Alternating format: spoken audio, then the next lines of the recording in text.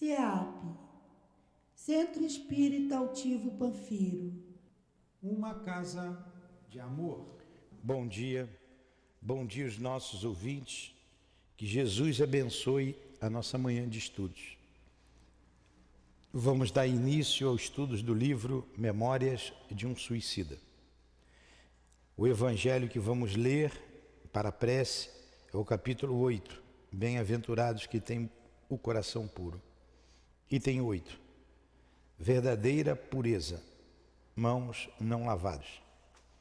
Então, os escribas e os fariseus que tinham vindo de Jerusalém aproximaram-se de Jesus e lhe disseram: por que os teus discípulos violam a tradição dos antigos, visto que eles não lavam as mãos quando tomam suas refeições?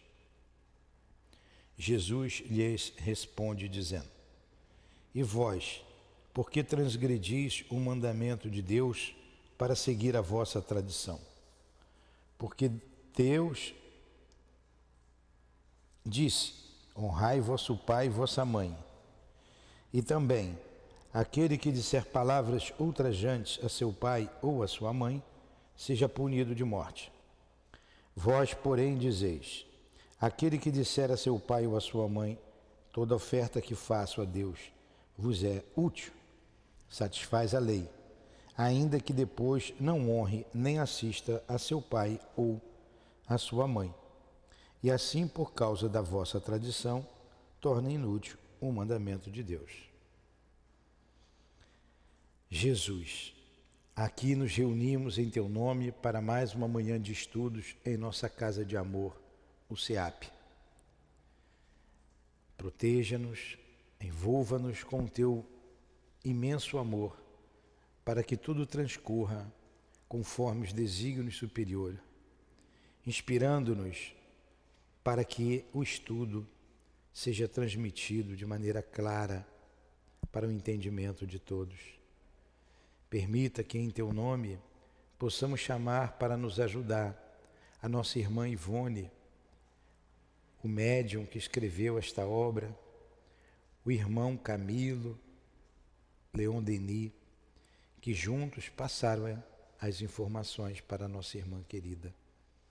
Em nome da Dona Ivone, de Leon Denis, do Camilo, em nome de Allan Kardec, do nosso altivo e da direção espiritual da nossa casa de amor.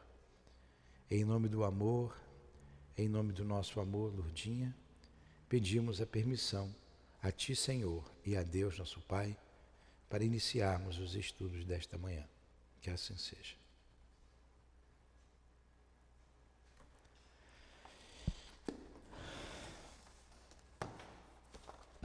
Vamos lá. Nós vamos iniciar o capítulo 14, não é? Os primeiros ensaios. Toma lá o café. Vai lá tomar o café. Primeiros ensaios.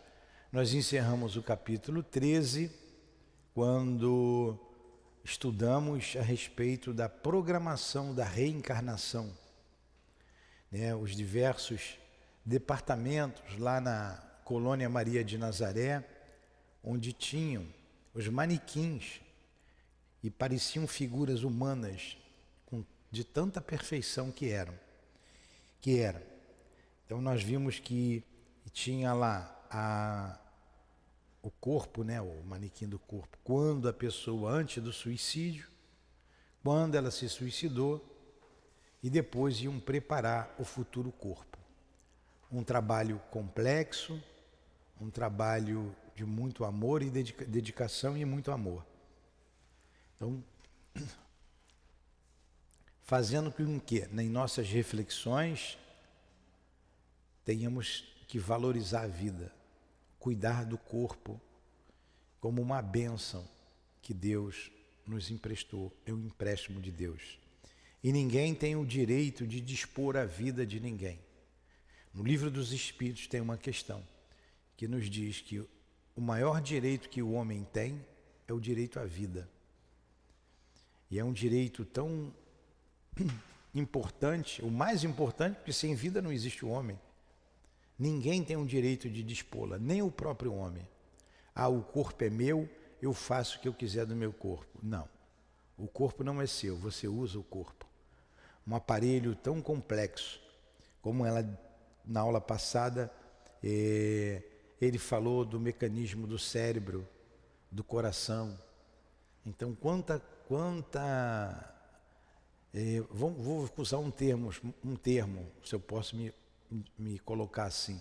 Quanta tecnologia no corpo físico, né? Para a gente simplesmente matar o corpo.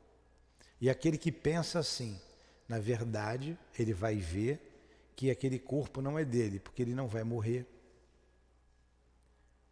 Meu corpo, como tem a frase aí, meu corpo, minhas regras. Outro absurdo, falta de entendimento, ignorância pura. Meu corpo, minhas regras, não. Meu corpo é um vaso sagrado que eu tenho que conservar. E podemos então, nesse sentido, saindo um pouco aqui do suicídio, mas entra no homicídio, que é o aborto. É um homicídio. E um homicídio muito mais grave, porque a gente priva a vida de um inocente, um corpo que foi planejado e que voluntariamente você deixou gerar em seu ventre e você vai destruir. Então, um aborto é um crime, tanto quanto o suicídio e o homicídio.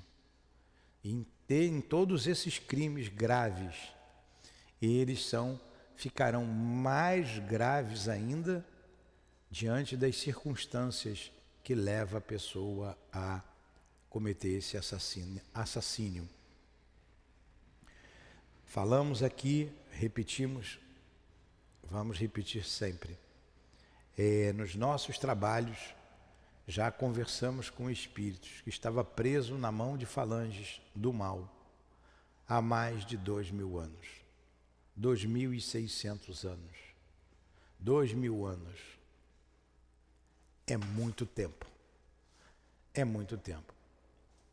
Sofrendo todo tipo de tortura e terá que voltar. Olha quanto tempo a pessoa, esse espírito passou parado, estacionado. O seu grupo familiar caminhou, ele ficou estacionado. Voltará. Em que circunstâncias? Só Deus sabe. Então, não ao suicídio. Não. Podemos dizer não ao aborto.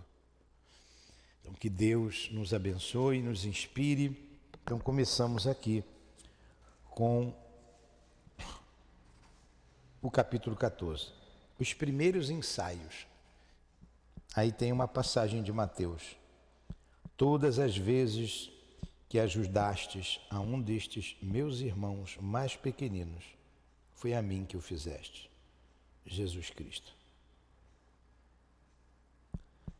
Aí agora os primeiros ensaios que é para retornar ao corpo. Creio que seja isso. Vamos lá. 2 dias se passaram após os acontecimentos há pouco narrados, durante os quais nos entregamos a sérias ponderações sobre quanto víramos e soubéramos nas visitas aos departamentos hospitalares. Compreenderamos as lições. Nenhuma ilusão seria mais possível reter depois de concluído o estudo daquela Bíblia espelhante e sábia que apresentava cada uma das sessões visitadas. Olha o que ele falou de cada sessão visitada. O termo que o Camilo usou aqui. Aquela Bíblia espelhante.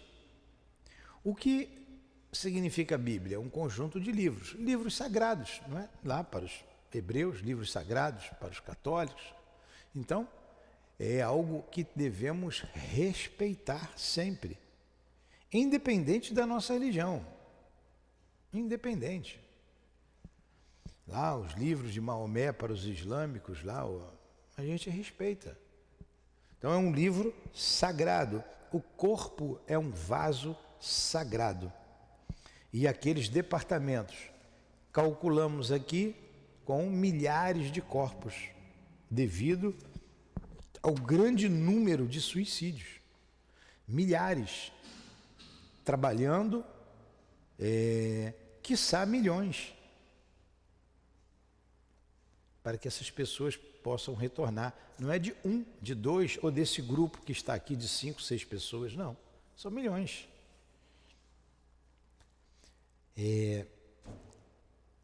Eu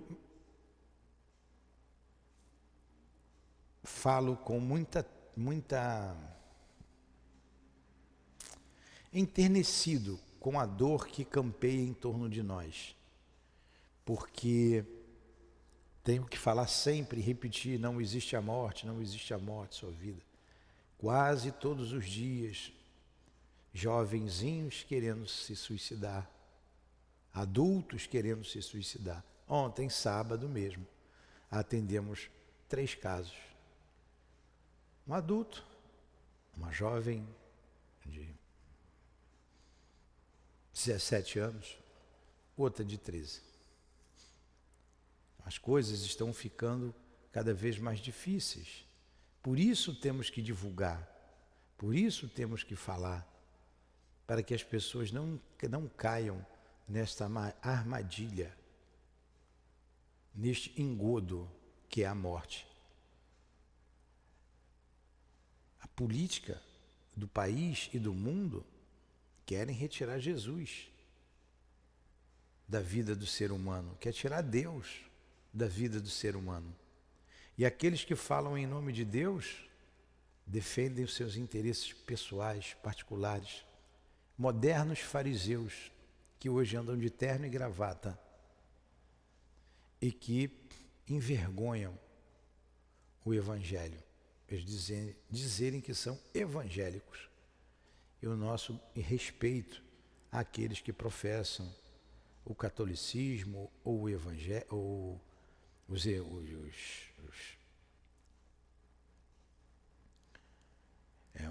os crentes da Igreja Reformada, enfim, ao respeito. Mas muitos usam o nome do Cristo.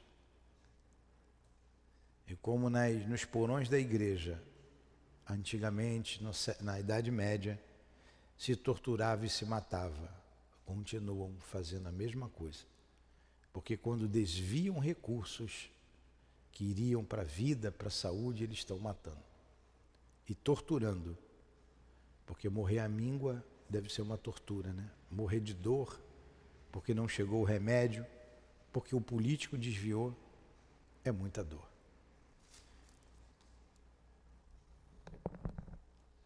Compreendermos a lição. Nenhuma ilusão seria mais possível reter depois de concluído os estudos daquela Bíblia espelhante e sábia que representava cada uma das sessões visitadas. Estávamos angustiados e no recinto plúmbeo do pavilhão indiano, rodeados de nostalgia e solidão, vimos as lágrimas banharem as faces uns dos outros. Na manhã do 3º dia, foi ainda Roberto de Canalejas quem contribuiu para arredarmos o estado de depressão para o qual resvalávamos, considerando-nos a passear pelo parque em sua companhia. Eu li errado? Vou ler de novo então. É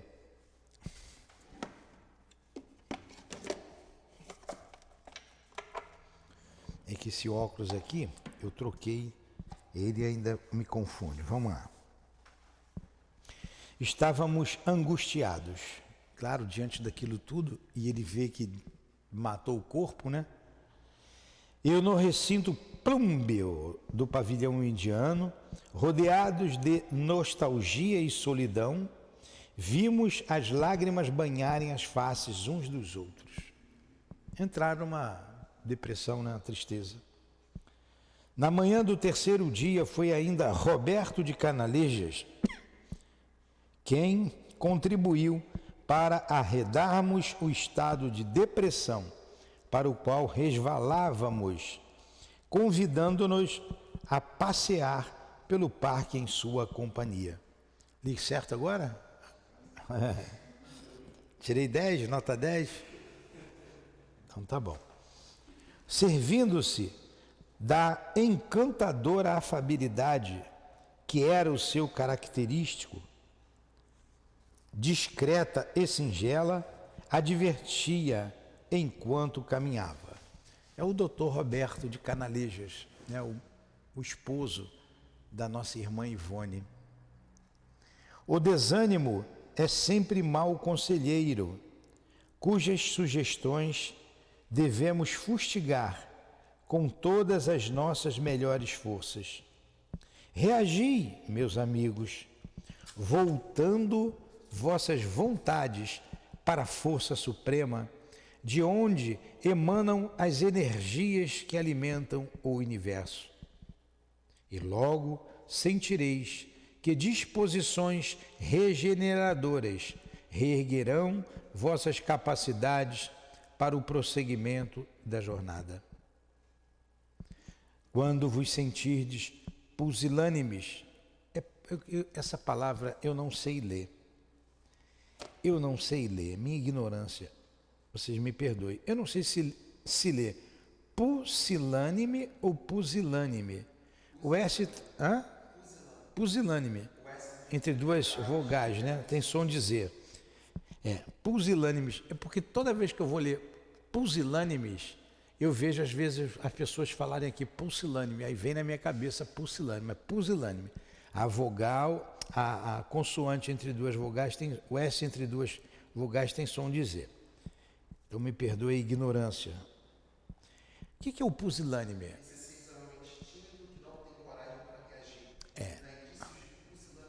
O dúbio, medroso. Você sabe como que eu guardei o significado de pusilânime, que é a pessoa dúbia, medrosa, né? Basicamente isso aí. O que você falou mais aí?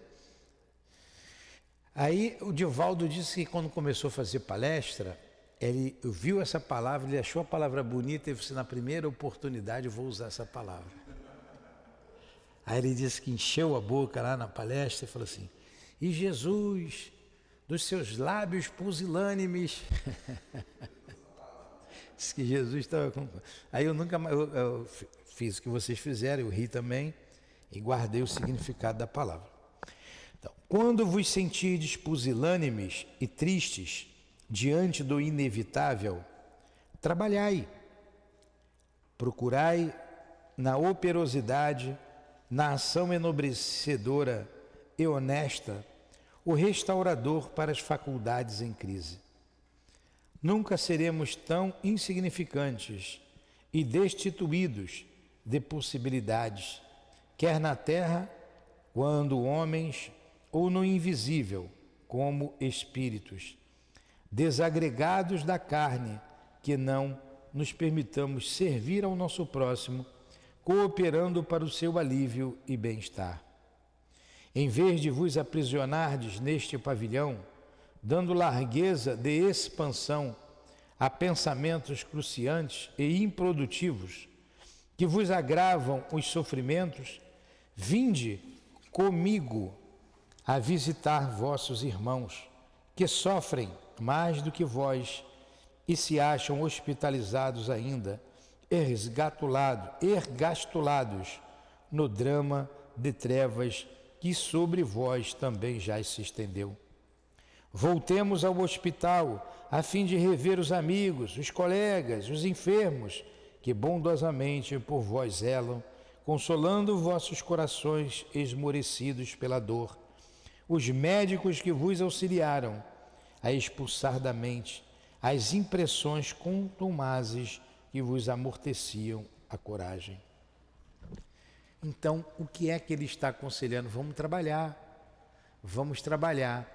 O mesmo acontece na casa espírita, vamos trabalhar.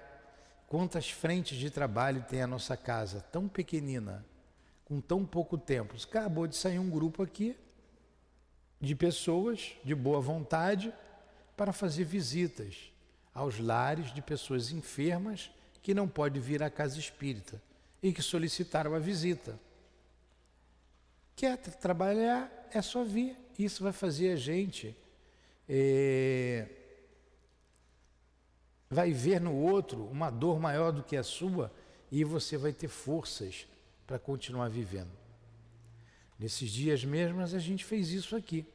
Eu vi da jovem, o que você quer? Quero morrer. Tudo bem, conversamos um pouquinho, deixei uma pessoa conversando, fui no outro, quero morrer. Tá, tudo bem, quer morrer, papapá, chorou, reclamou.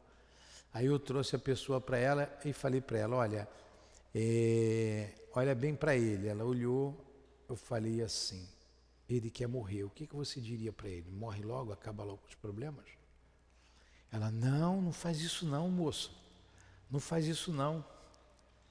Eu falei, mas você não queria morrer?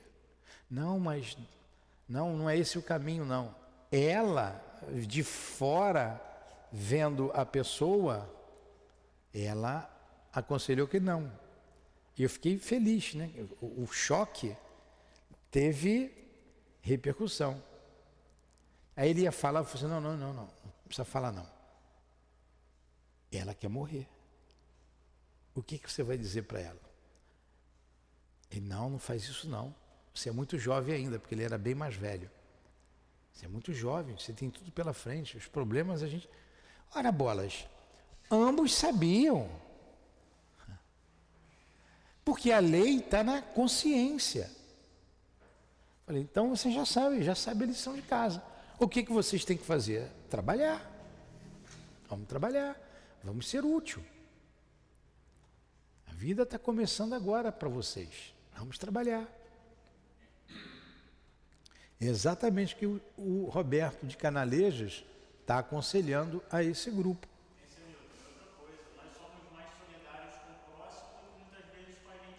É verdade. É verdade. Às vezes a gente é mais solidário com o outro do que conosco. Mas de tanto ser solidário com o outro, a gente começa a despertar mais para a vida. À tarde, já de regresso ao albergue, um emissário de Teócrito comunicara-nos que, no dia imediato, deveríamos atingir a sede da vigilância, reunindo-nos a grande caravana que demandaria a terra. Teócrito não fizera parte da assistência para essa caravana. Todavia, sua autoridade fez-se representar nas pessoas de seus dignos discípulos, Romeu e Alceste, os quais zelariam por nossos interesses e necessidades, enquanto nos encontrássemos em liberdade, não obstante houvesse de fazê-lo ocultamente, a fim de não nos privar do mérito e da responsabilidade. Carlos e Roberto de Canalejas, no entanto, Ramiro de Guzmán, Padre Anselmo e outros amigos a quem nos habituáramos a querer, integravam o numeroso cortejo, incumbidos por ordens superiores, das instruções que se tornassem precisas para nosso procedimento durante a liberdade, arrastasse a necessidade de mais vultosos empreendimentos. Então, Roberto e Carlos de Canalejas, dois médicos, Ramiro de Guzmán e Olivier de Guzmán. Olivier de Guzmán é o Charles, né? Eu acho que é o Charles. Também não já para lá, pode ser. E quando as primeiras paisagens do torrão natal se desenharam indecisamente entre as emanações pesadas da atmosfera, o pranto rolou-me dos recôncavos do ser, num sacrossanto hausto de saudade, respeito e alegria. Havia 16 anos que o fardo carnal por mim recebido da natureza mãe, para por intermédio de seu inestimável concurso, habilitara-me para o radioso reinado da imortalidade. Tombara em convulsões sinistras, triturado nas garras tétricas do suicídio. Então, olha, 16 anos que ele havia se suicidado. Se ele se suicidou em 1890, né, o nosso querido irmão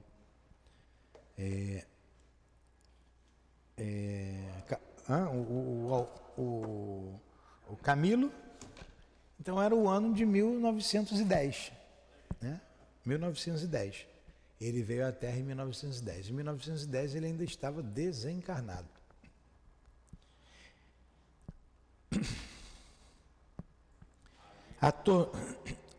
Havia 16 anos que o fardo carnal por mim recebido da natureza mãe, para por intermédio do seu inestimável concurso, habilitar-me para o radioso reinado da imortalidade, tombar em convulsões sinistras, triturado pelas garras tétricas do suicídio. 16 anos de prisão, de lágrimas, de dores cruciantes e inenarráveis em sua verdadeira expressão. Olha, para quem pensa no suicídio, ele foi acudido logo, hein? Ele foi logo ajudado. Levaram para o Vale do Suicida, foi logo ajudado. Ficou um tempo que tinha que ficar, depois foi para a colônia. Olha o que ele diz: 16 anos de prisão, quer dizer, desde o dia que ele se matou, de lágrimas, de dores cruciantes e inenarráveis em sua verdadeira expressão. Não dá para narrar a dor que ele sentia. Atordoado, já desambientado da minha própria terra natal, assaltou-me incoercível receio de perlustrar sozinho as tão conhecidas e saudosas ruas de Lisboa, do Porto, de Coimbra, que eu tanto amara. Senti-me constrangido e triste, verificando-me de posse da liberdade. Nossos amigos retiraram-se de nossa visão, refugiando-se em invisibilidade inatingível pelas nossas capacidades e deixaram-nos entregues a nós mesmos, não obstante não nos terem de todo abandonado. Profundas modificações, de certo, o longo estágio de sofrimento no invisível havia cavado em meu interior, porque me reconheci tímido e apavorado, face a face, outra vez com aquela sociedade a quem eu amara e desprezara, ao mesmo tempo que eu fustigara em iras incontidas ao lhe deparar as mazelas para em outra vez exaltar em comovidas páginas extravasadas do coração ferido, sempre por bem dramáticas razões. Lembrei-me de que adversas etapas constituíram minha existência, a que o desprezo acabou por destruir, a qual, se não primou pelas virtudes, que não demonstrei possuir, ao menos se impôs pelo padrão de infortúnio que arrastou. Então ele era um escritor e ele amara aquela sociedade, ele vivia dos seus livros. Ao mesmo tempo, como ele colocou aqui, dois sentimentos antagônicos, né? Amava e desprezava. Onde é que está aqui? Deixa eu ver se Coimbra, sentimento. Nossa, mesmo.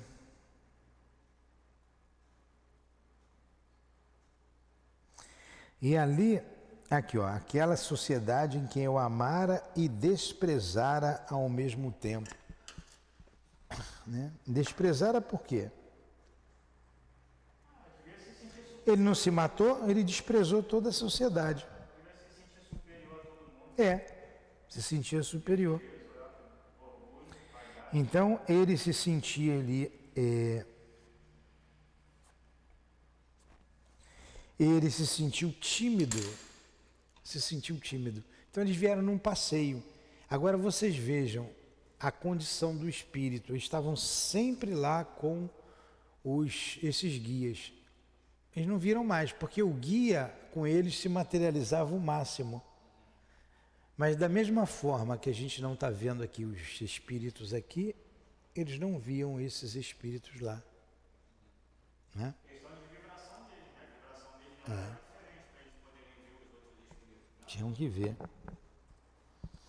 Despertada a subconsciência, tão carinhosamente embalada e adormecida pela terapêutica do Instituto Maria de Nazaré, ante o retorno ao teatro do pretérito, o drama que vivi desenrolou-se às minhas lembranças, com o mesmo acre sabor de antanho, alvoroçando-me as entranhas anímicas, com as agruras e tribulações outrora suportadas.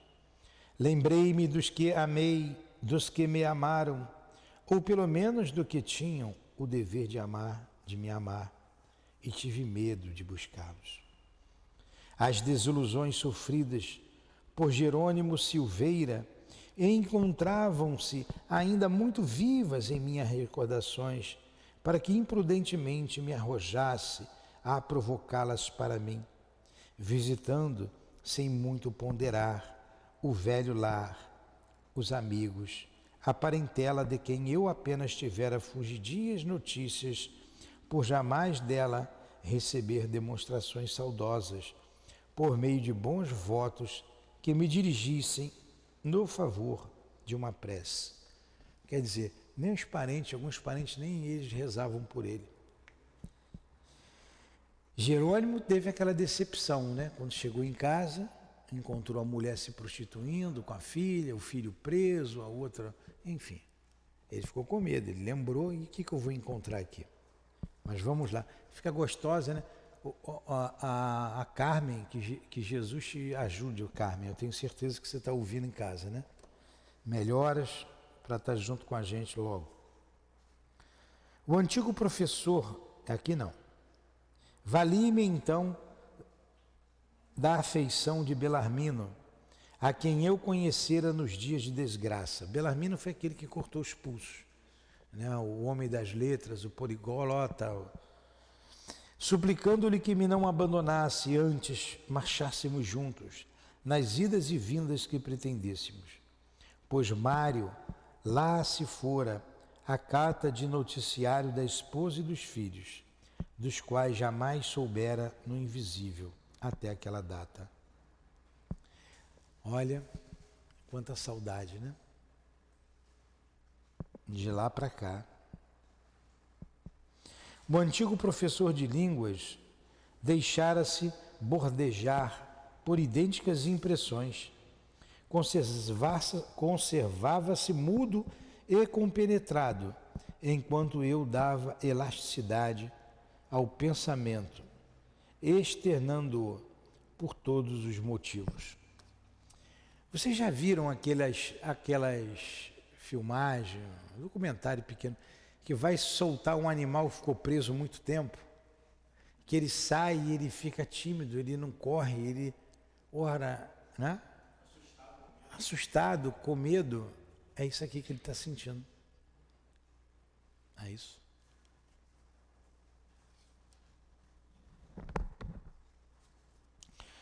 Voltei com ele ao antigo solar que vira nascer e vicejar onde desfrutara o convívio amoroso da família, que tanto o prezara,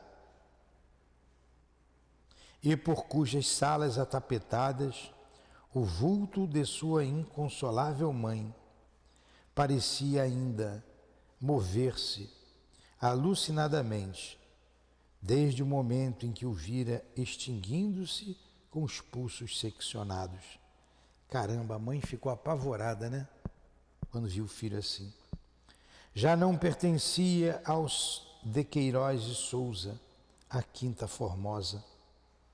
Nem lá se encontrava a amorosa velhinha, que ele agora, os remorsos porejando dos escaninhos da alma, buscava com aflição inconsolável, por não lograr jamais notícias, quando todo o seu ser vibrava em ânsias de saudades. Vi o antigo professor de dialética chorar diante da lareira, posto de joelhos, no local justo onde outrora se conservava o balanço da velha senhora, rogando seu perdão pelo desgosto atroz infligido ao seu terno coração de mãe, a suplicar entre pranto aflitivo e comovedor sua presença saudosa, ainda que por alguns instantes, a fim de que se amenizasse em seu peito a dor feraz da saudade que lhe extorcia a alma. Olha, quanta dor, né? A gente está sentindo a dor dele aqui. Qual peregrino desolado procurou-a por toda parte onde supôs provável encontrá-la. A amorosa velhinha, porém, para quem vida, alegria e felicidade se resumiam nele, não era encontrada em parte alguma, até que ideia desconcertante lhe apontou a derradeira possibilidade. Dirigiu-se ao jazigo da família, onde repousavam as cinzas dos seus antepassados. Sua mãe, de certo, também lá estaria.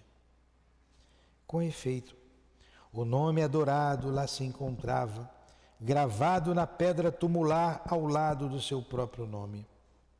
Belarmino ajoelhou-se então à beira do próprio túmulo e orou por sua mãe, desfeito em lágrimas. Olha, a gente está falando aqui de um espírito, ele só não tem um corpo. É igual a nós, só não tem um corpo físico. Ele tem um corpo espiritual. A gente, além do espiritual, por enquanto temos o físico. Sente como a gente sente, pensa como a gente pensa. Os mesmos trejeitos, se ajoelha, ora, chora, saudade desesperadora.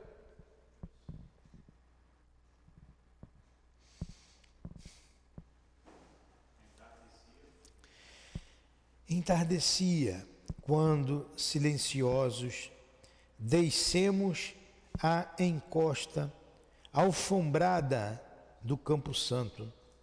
Procurei, à medida das minhas possibilidades, levantar o ânimo do amigo querido, e enquanto vagávamos pelas ruas, observava, esforçando-me por parecer confiante e consolativo. Será fácil deduzir quanto ao destino de tua veneranda mãe, ó meu amigo.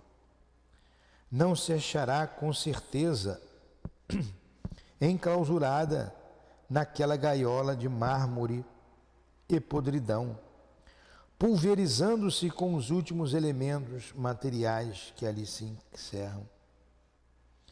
Uma vez que nem tu lá te encontras. O senso indicará que, sendo nós ambos seres portadores de personalidade eterna, também ela o será. E que, como nós, se encontrará em local apropriado à sua existência extracorporal, mas nunca no poço tumular. Sim, eu já havia pensado, Camilo. Porém, onde estará ela? Em que local do infinito invisível? E por que será que nunca mais, sendo eu imortal, pude encontrar minha mãe querida? Por que não me entrevi jamais refletida nos possantes aparelhos da nossa enfermaria em visita telepática? Vê-la-ei, porventura, algum dia? Olha que dor! Era ele, a mãe e o pai. Ele era tudo para a mãe. E não conseguiu ver. A dor da saudade está em 100% dos casos de suicídio. Em todos eles, as lágrimas de saudade que nós atendemos aqui nesses anos aí de trabalho, em todos.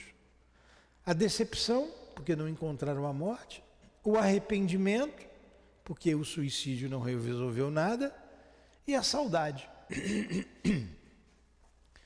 Esses 3 fatores são comuns a todos os casos de suicídio que nós temos analisado aqui. Que dor, hein? Do nosso irmão. Perdão, Belarmino.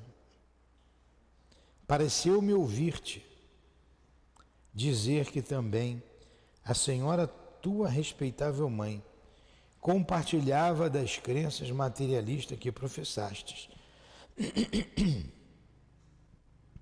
Como quererias, então, porque ela era discípula também de Augusto Conte, tanto a mãe quanto o pai. Ela era materialista também, a mãe. Como quererias, então, que vivesse a orar por ti, fazendo-se refletir na sensibilidade de um medidor de vibrações espiritualizadas, para servir-me das explicações dos nossos caros amigos da colônia? Indaguemos antes do seu paradeiro ao Dr. Canalejas ou ao nosso Roberto. Quanto a mim, não anteponho dúvidas à possibilidade de a reveres tu. Se tudo quanto nos tem envolvido, desde que penetramos o além-túmulo, impõe-se pela justeza da lógica, a mesma lógica conduzir-te-á a reveres tua mãe, mais tarde ou mais cedo. Claro, ela não morreu, mas também era ela materialista. Sim, perguntemos ainda uma vez aos doutores de Canalejas. Quantas vezes já o fiz, esquivando-se ambos a respostas decisivas. Mas onde os encontraremos agora? Não nos deixaram endereços. Esperemos então até encontrá-los. Sejamos pacientes, amigo de Queiroz de Souza. Em 16 anos de desgraças surpreendentes, creio que aprendi rudimentos da sublime virtude denominada paciência. Todavia, Camilo amigo, preferia não ter voltado a Portugal. Sinto-me intranquilo e triste. Não obstante, sentíamos-nos fadiga e queríamos descansar.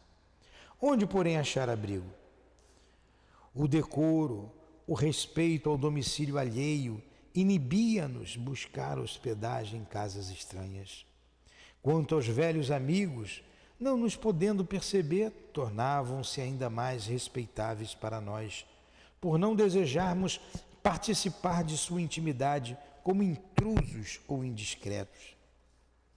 Habituados à disciplina confortativa do Instituto, éramos premidos pela saudade do suave aconchego que continuávamos a transitar pelas ruas da cidade. E incoercível tristeza anuviava-nos o coração, ao passo que o crepúsculo derramava nostalgia em derredor, avolumando as sombras e as impressões que nos chocavam. Belarmino alvitrou nossa hospedagem em uma igreja, cuja nave repleta de fiéis convidava francamente a intrusão. Repeli, no entanto, a sugestão, fiel à antiga incompatibilidade com os representantes do clero. Numerosos locais foram, em consequência, lembrados, mas tantos os indicávamos como imediatamente eram rejeitados. Olha só, o espírito está cansado, quer descansar, quer um repouso. Isso aqui é um campo de repouso, a casa espírita, para esses espíritos. De súbito, como se a fraternal solicitude de Teócrito nos observasse, pelos espelhos magnéticos, acompanhando nossos passos, como fizeram a Jerônimo, ideia salvadora iluminou minha mente e bradejei luminoso.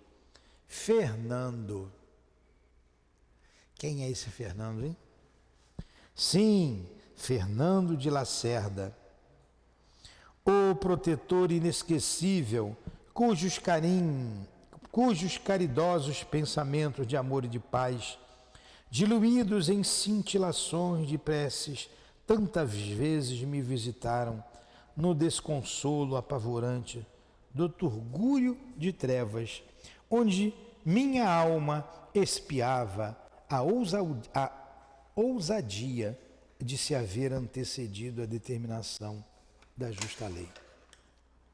Então, eles vão procurar o nosso irmão Fernando de Lacerda,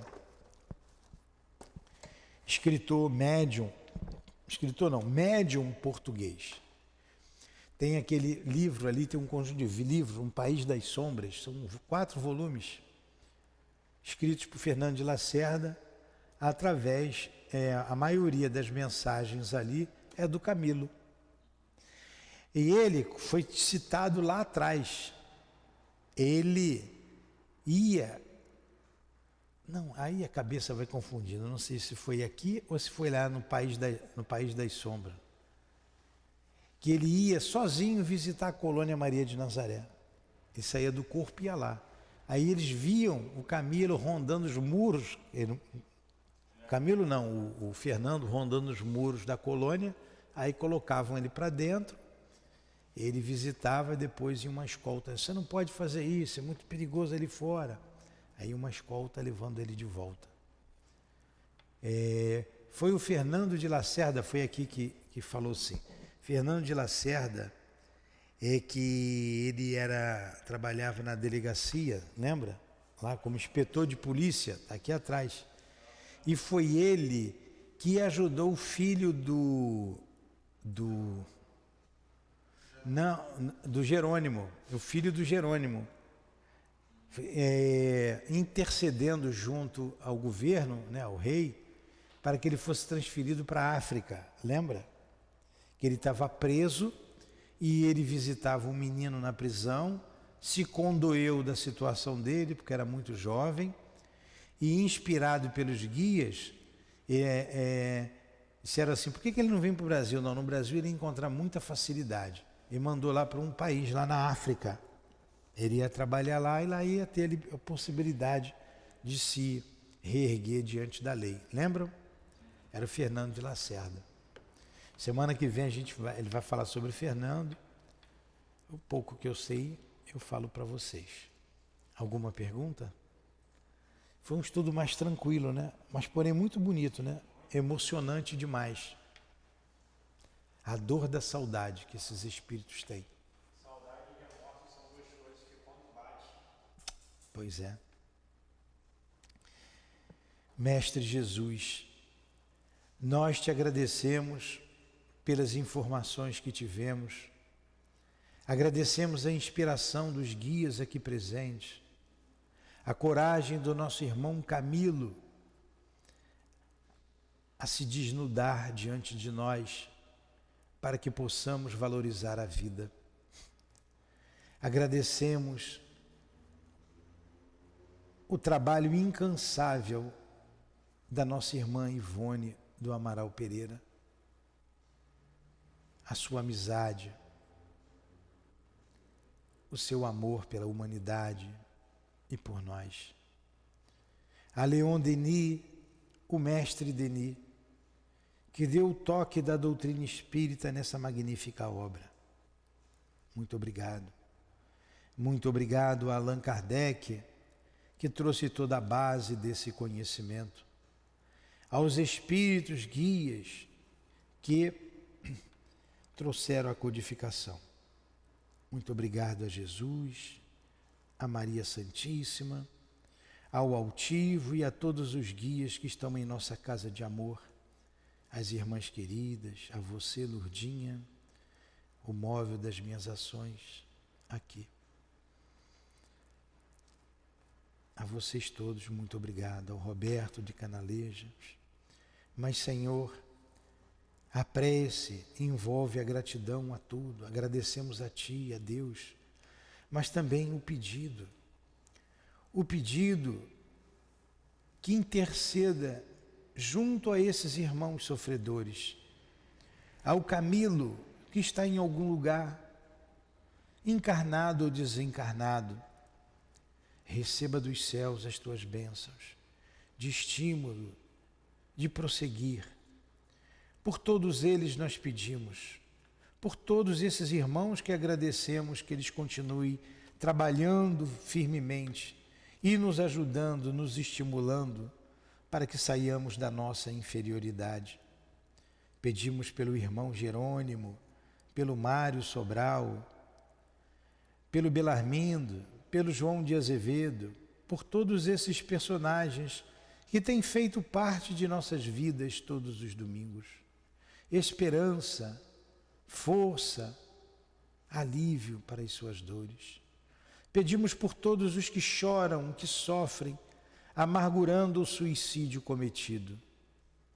Pelos que estão aqui nesta sala nos ouvindo, nas nossas enfermarias, a Tua misericórdia, Senhor, ajuda-os. Por todos que se encontram espalhados nesta terra bendita, perdidos ou presos, que sejam resgatados, que sejam levados para lugares de insegurança e recomecem a caminhada. Todos os que se suicidaram, ajude-os. Pedimos por todos, pedimos por nós, para mantermos-nos vivos e firmes, valorizando a vida e o corpo, apesar das adversidades. E que o perfume das rosas, que eu sempre peço à minha querida Lourdinha, possam se espargir sobre este ambiente, possam chegar até o Hospital Maria de Nazaré, envolvendo aquelas enfermarias, aqueles irmãos tão necessitados de amor e de esperança. Chegando àqueles que o espelho tornaram-os esquecidos, como foi o caso do Belarmino, que eles sejam lembrados. Todos aqueles que passaram pela nossa casa e que nós prometemos a prece para eles, ajuda-os, Senhor, estimula-os, pedimos por todos. Que Deus os abençoe, que Maria Santíssima consiga com seu imenso amor de mãe envolver a todos esses irmãos. Então, em nome desses guias, Jesus, em nome da direção espiritual da nossa casa de amor, em nome do amor, do nosso amor, Lourdinha, do teu amor, Senhor, e acima de tudo, em nome do amor de Deus, nosso Pai, é que pedimos a permissão para encerrarmos os estudos da manhã de hoje, em torno do livro Memória de um Suicida. Que assim seja.